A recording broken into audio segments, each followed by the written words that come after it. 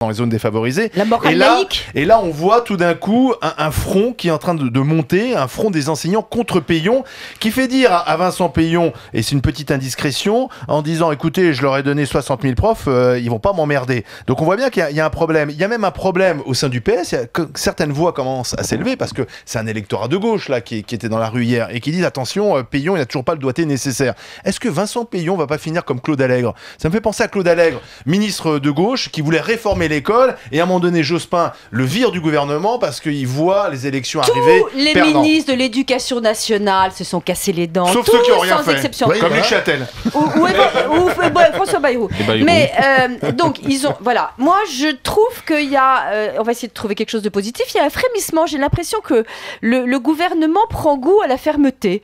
Et il y a tout d'un coup, ils ont l'air de tenir. Tu crois qu'on va envoyer les forces spéciales? Non, mais je pense écoles que François Hollande reçoit bien les anti-mariage pour tous, il va recevoir les anti-réformes, donc il va les recevoir.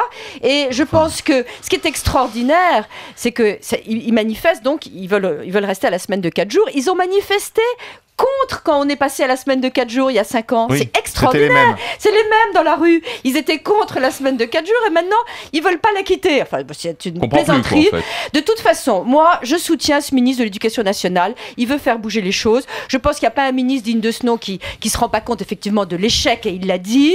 Il faut tenir bon, et peut-être que ce gouvernement de gauche, alors là c'est son heure de gloire s'il tient bon.